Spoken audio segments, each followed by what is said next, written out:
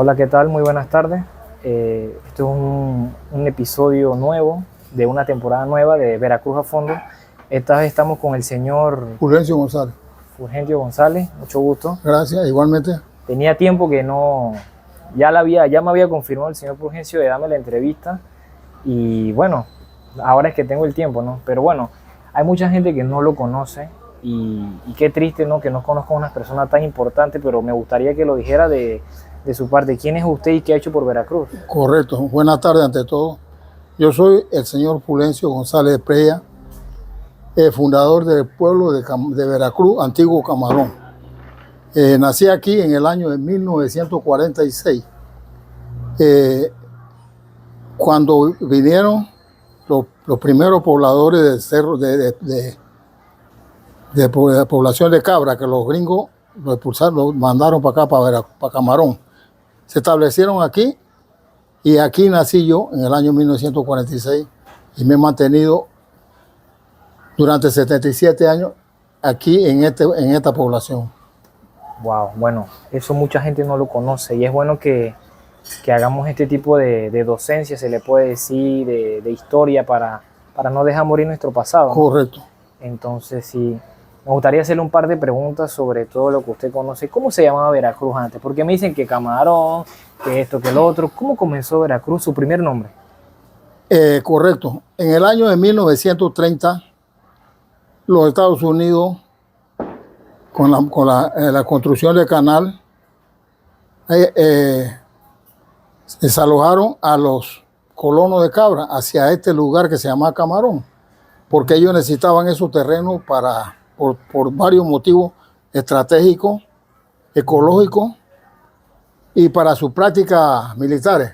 Claro, la de tiro, de mina, bombas. Sí, correcto. Ellos hacían su práctica con fuego vivo, o sea, con bala viva. O sea, no usaban salva. Sí, entonces ellos, para no tener que, ellos hacían su práctica en el Cerro Cabra y por eso desalojaron a la gente, para no tener que indemnizar a alguna persona que fuera en una práctica, ellos fueran a matar a una persona, entonces tenían que pagarlo. Claro. Entonces, para evitarse eso, para indemnización, mandaron, desalojaron a los pobladores de Cabra hacia el caserío de Camarón.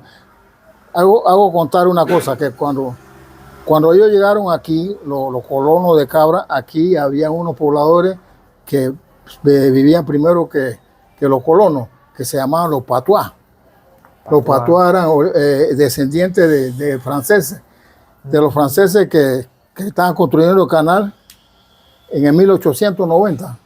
Wow. Se instalaron aquí porque les quedaba más cerca el lugar de trabajo. Entonces Camarón tiene asentamiento aquí desde el año 1890, tiene la presencia aquí del pueblo de Camarón como un caserío a la orilla del mar.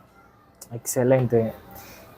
Que lo que usted me está diciendo, el lugar Cabra, es lo que se le puede decir que se extendieron lo que es actualmente Panamá Pacífico.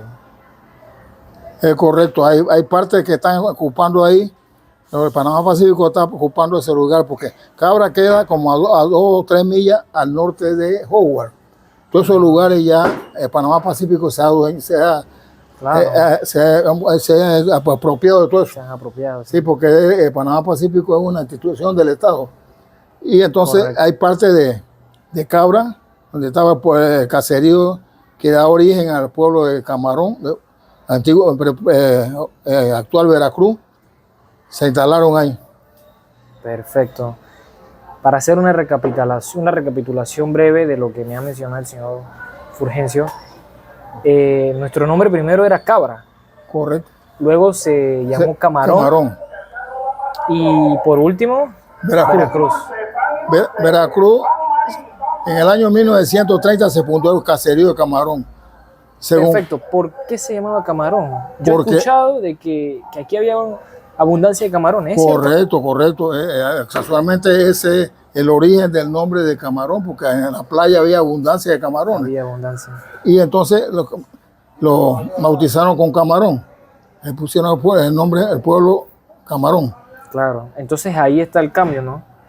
El cambio viene después, en el año 1953. 1953. Sí, se cambió el nombre de Camarón a Veracruz, A porque, Veracruz. correcto, porque cuando las mujeres de aquí, del pueblo de Camarón, iban a Reján, a Panamá, decían la gente que llegaron las camaroneras, y eso se prestaba para suspicacia. Claro, Sí, la camaronera es una mujer pescona. claro. Y entonces ellos, las mujeres, la juventud de ese tiempo, comenzaron a levantar su voz y mediante un plebiscito en el año 1953, presidido por el señor Toribio Núñez, Toribio Núñez. jefe del patrimonio familiar, en este rancho que estaba aquí, al lado del Claro. cuartel, un rancho. Ah, Se reunieron pero no era en el cuartel, era al lado del cuartel. Sí, un rancho que había aquí. Ese cuartel no existía.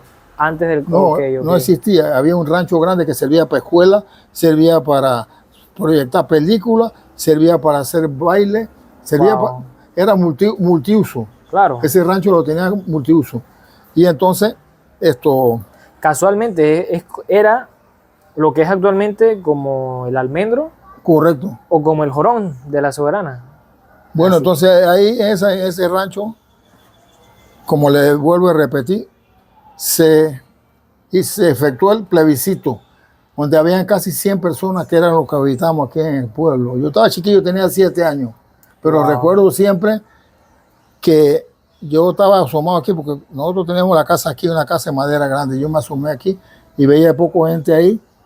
Y de ese plebiscito salió a relucir que había que cambiar el nombre de Camarón a Veracruz, A Veracruz. porque una persona que estaba ahí en el momento presente había estudiado en Veracruz de México. Y dice que Veracruz tenía una mucha similitud con el estado de Veracruz en México, porque está a Claro, la porque orilla de la ellos playa. tienen muchas playas muy Correcto. hermosas. Sí, entonces, por unanimidad, todos los que estaban ahí votaron a favor de que se llamaba Veracruz. Exacto. Y entonces ahí vino el cambio del 17 de septiembre de 1953. Güey, Fue el cambio wow. el cambio de nombre Cambio de nombre Camarón a por Veracruz. decisión popular. Por eso la historia que yo escribí se llama De Camarón a Veracruz y está en la biblioteca de la escuela, está en la Junta Comunal, está en Arreján. Soy hijo meritorio del distrito de Arreján por haber escrito la historia de Camarón a Veracruz. Perfecto. Mire, ahí quería llegar al nombre de Veracruz. Yo he escuchado dos historias específicamente del nombre de Veracruz. Una de las que he escuchado era de que aquí había un señor, un extranjero, mexicano precisamente, que vivió en México, Veracruz. Vio las playas, vio que era muy similar a la que tenemos aquí. Y dice, oye, ¿por qué esto no se llama Veracruz? Si esto es idéntico.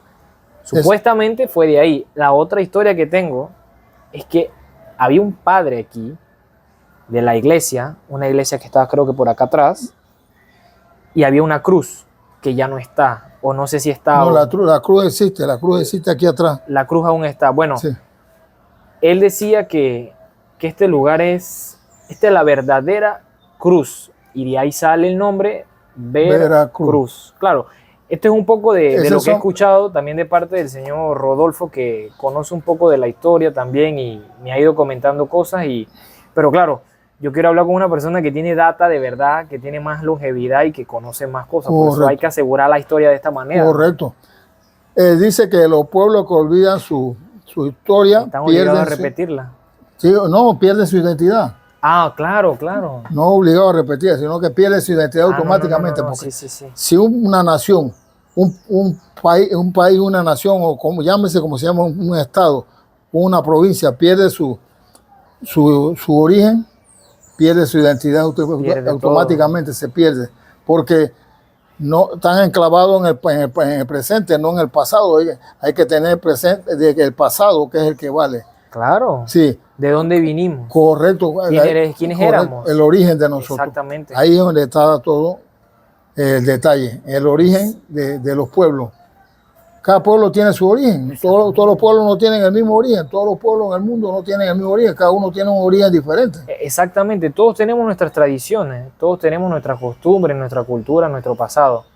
Y ahí es donde a mí me gustaría llegar, porque Panamá es muy rica en historia. Correcto. Muy rica en historia. Yo actualmente estoy estudiando una licenciatura en ciencia política y estoy dando historia de Panamá y de verdad que las cosas que me dicen yo no las creía reales.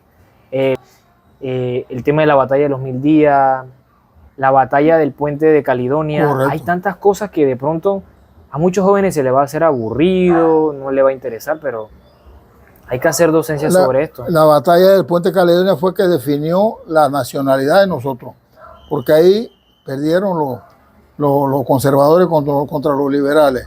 Ahí se definió la nacionalidad. Más adelante, en 1903, porque eso fue en 1901, la batalla del puente Caledonia. En 1903 vino entonces la independencia, pero ya estábamos alineados con los liberales, no con los conservadores. Exacto. Que eran los dos partidos tradicionales de Colombia. Claro, que bueno, al pasar del tiempo nos dimos dando cuenta que esa guerra, bueno, no era de nosotros, sino que vino de Colombia y al final la tomamos nosotros.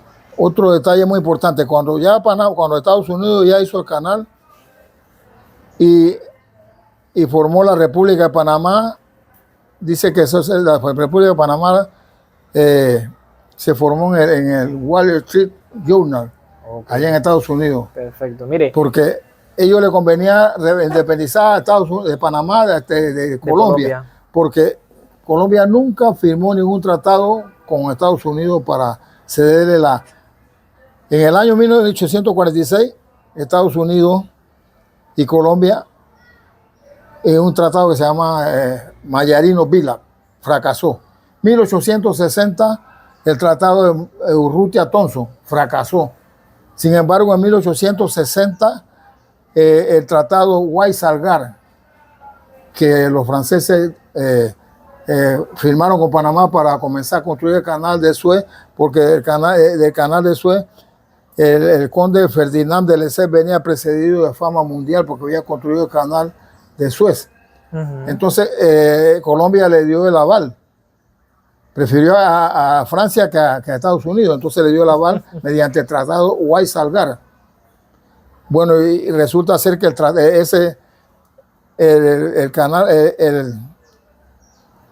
ese proyecto fracasó.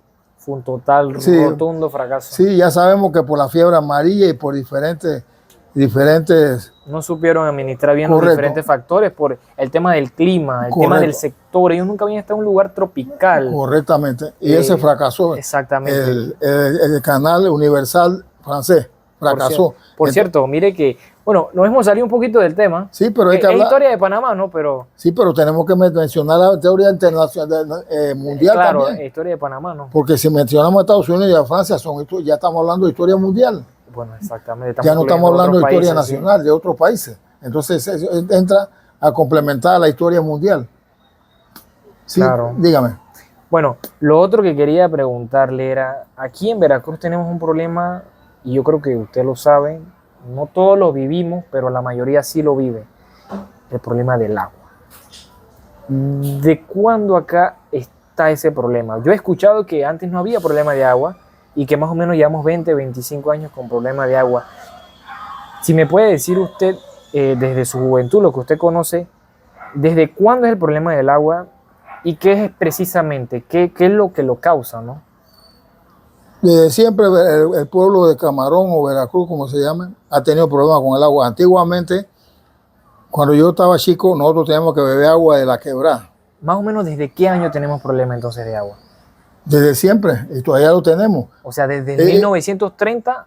No, de 1960 para adelante. Desde el 60. Sí, ya tenemos problemas con el agua porque tenemos que esperar que lloviera para poder abastecernos de agua. O sea, son 64 años con problemas de agua. Correcto, y adicional hacíamos pozos ahí en la quebrada porque no había represa.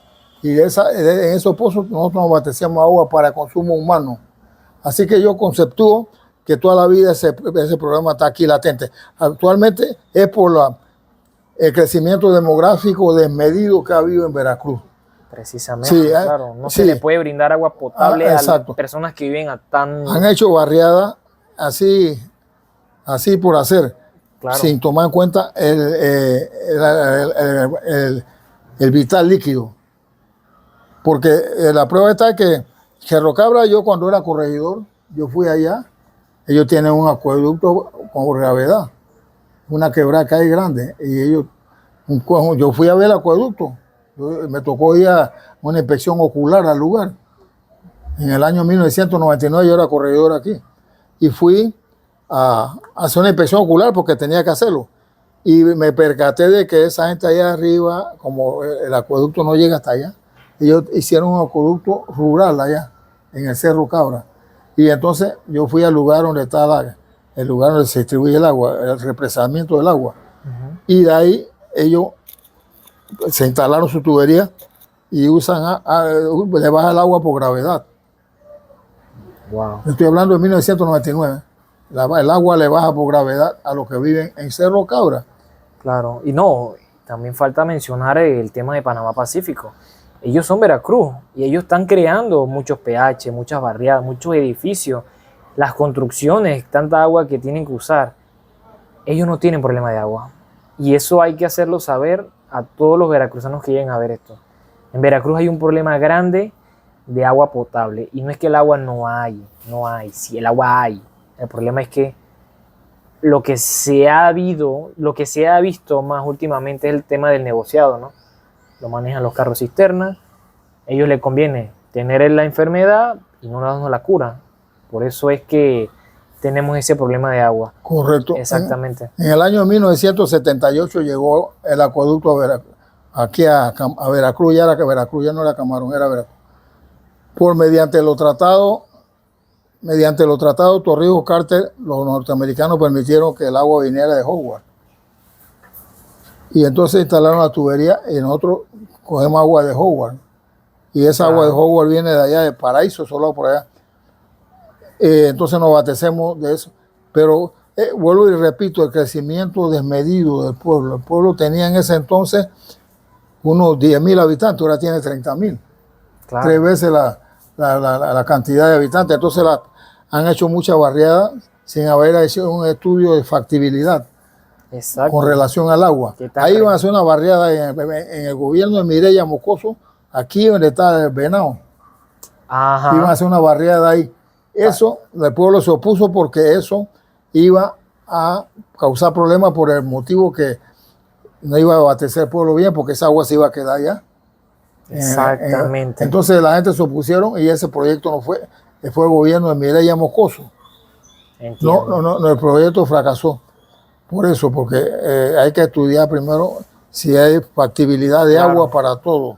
Pero bueno, Veracruz lastimosamente no hemos tenido ese apoyo gubernamental de que, o sea, se hagan todos esos procesos, esos estudios para, o sea, que vivamos bien y no tengamos problemas. Ahora, cambiando de tema, ya me mencionó usted que fue corregidor. Sí, correcto. Me gustaría que me contara cuántos corregidores hemos tenido y quién fue el primero y hasta la fecha. Bueno, yo no podría decir cuántos, había yo como 50. Yo estoy en esa lista, pero el primer corredor que hubo aquí en el año 1956, porque Camarón, después que cambiaron el nombre, en el 56 el pueblo decidió formar un corregimiento adscrito al distrito de Arreán. El primer corregidor que yo conocí se llamaba Jerónimo Díaz. Jerónimo Díaz. Sí, el primero, el primer corregidor que hubo. ¿De qué periodo a qué periodo fue? De 56 hasta el 60, más o menos. Okay. O sea, fueron... De ahí fue el señor Felipe Bedoya. También. Pero no puedo llevar la consecuencia de todos los corredores que han habido. Ok, ¿y los representantes? ¿Desde qué punto empieza el primer representante? Bueno, en el año de 1972, cuando comenzó el sistema de representación, el primer representante se llamaba Pedro de León. Pedro de León. Él tuvo de representante 6 años, del 72 hasta 78. Wow. El segundo que yo tengo conocimiento se llama Algi Cedeño, 78 hasta el 82, porque eran 5 años.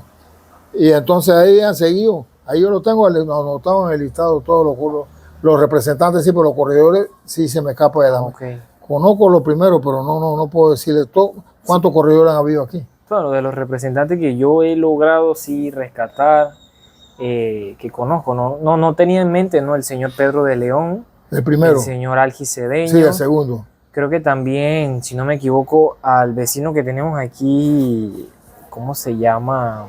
El señor Carlos Alomán. No. Él no fue corregidor. No, corregidor, sí, sí. Él fue corregidor, Sí, no fue representante representante. nunca ha sido. Ok. Después tuvimos a la señora Noris de Mateo. Sí, También tuvimos a la Mariela señora Mariela Robles. sí. Bueno, y de ahí seguimos, pero yo no recuerdo. Yo recuerdo hasta Toto Whitaker. Whitaker, sí. 2 periodos. Después, no, 1 periodo. Sí. Después el señor José, que le dicen Joselito, pero no recuerdo su apellido. No, ese Joselito fue muy...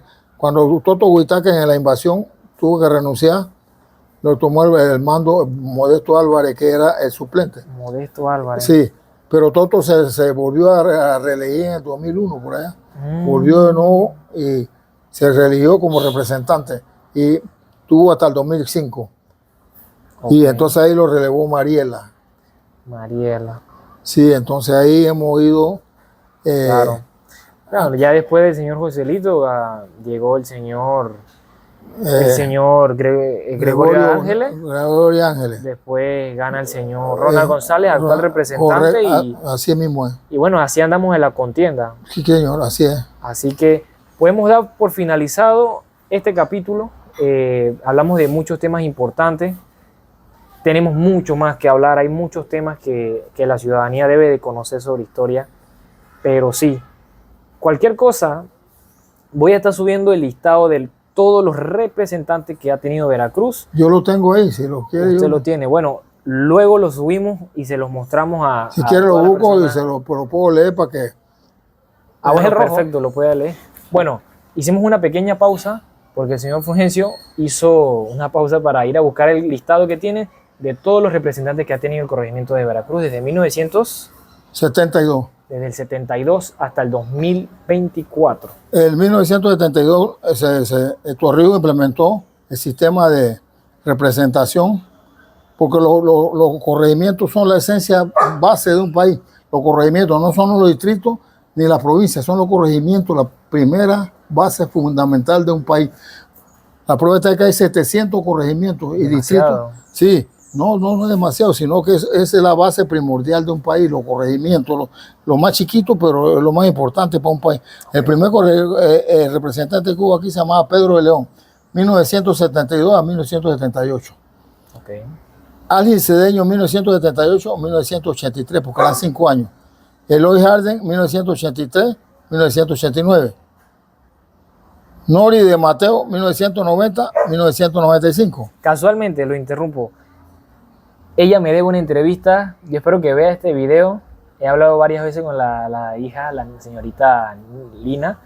Ella me debe una entrevista, es una persona que conoce mucho de historia también. Un día tuve el tiempo de conversar con ella y espero que se sienta bien de salud y pronto me dé esa entrevista. Dale, seguimos. Sí, Mariela de Robles, 1995 a 2004. Joselito González, 2004 a 2009. Joselito González, 2009 a 2014 se repitió. Ok. Gregorio 9, 2014, 2019. Y Ronald González, 2019, 2024. Perfecto, entonces... Ahí está listado. Entiendo. Entonces ahí quedamos, espera, este 5 de mayo, a ver quién será el nuevo representante que vayamos a tener. Yo he subido el listado ya varias veces a mi canal de YouTube de todos los representantes que tenemos. Tengo 6 entrevistas de las 10 que hay. Y bueno, este fue un capítulo más de Veracruz a fondo y despedimos con el señor Fulgencio. Cómo no, gracias. Bueno, el señor Fulgencio tiene un mensaje que dar a la comunidad de Veracruz y dar concluido este capítulo nuevo de esta nueva temporada. El mensaje que tengo para el pueblo es que el gobernante que gane se acuerde del pueblo de Veracruz, un pueblo que tiene 94 años de existencia y hemos estado olvidados por los diferentes gobiernos. Ese es mi último mensaje. Perfecto. Un llamado al próximo representante. Espero que haga presencia y recuerde toda esta historia que está en esta persona, el señor Fulgencio. Espero que tenga todos los créditos, que se le reconozca como historiador de Veracruz, que se reconozca todo lo que ha guardado, todo ese conocimiento, porque como usted ya lo mencionó, la historia de nuestro país hay que saberla, porque si no la sabemos vamos a olvidar quiénes somos. Correcto. Así que esto fue un capítulo más de Veracruz a fondo.